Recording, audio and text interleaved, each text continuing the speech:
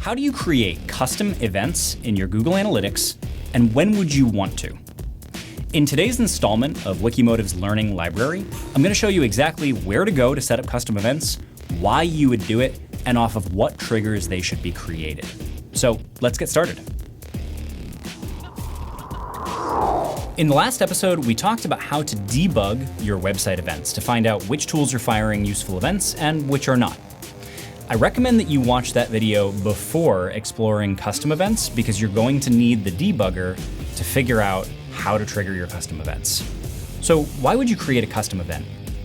It might be because you debugged a tool on your website and that vendor ultimately told you, we can't fire events. There's nothing else we can do for you here. And you're gonna have to default to the next best thing. It also might be that there's something specific on your website that someone can perform in terms of an action that you want to get more detailed clarity on and have that be its own event that lives separately from the more broad event that you otherwise might have to measure. Either way, a custom event is going to be the next best solution. They're rarely perfect, but analytics rarely are. Let's say you have a credit application tool on your website, and that vendor doesn't have any solution in place to be able to fire events to your Google Analytics. That's created a hole where now you don't have the ability to track whether people are using that tool on your website.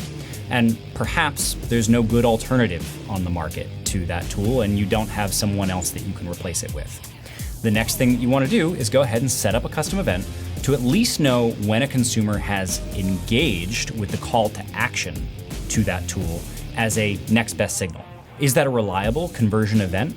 Not really, and I wouldn't recommend that you necessarily toggle custom events on as key conversions or key events when you're done, but they are very useful things to measure when that's what you have.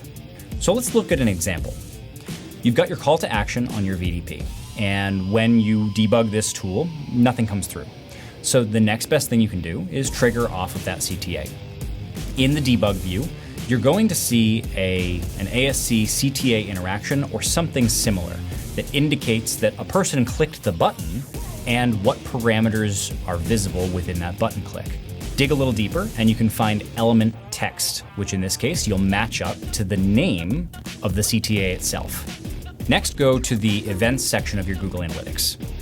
Hit the plus to create a custom event and start by entering the top line event that you saw in your debugger when someone clicks that button. Next, add an additional parameter and include the element text of that button. Now, save your custom event and be sure to name it something that you'll recognize later.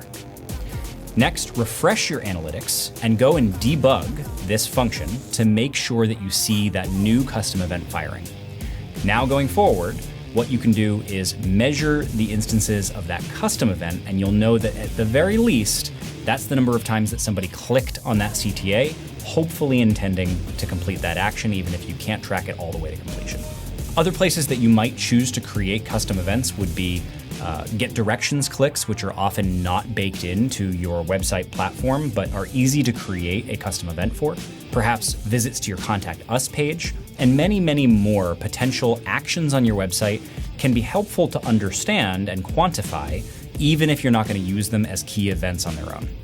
So to recap, custom events are what you want to use when you don't have a clear conversion event that's coming from a tool on your website.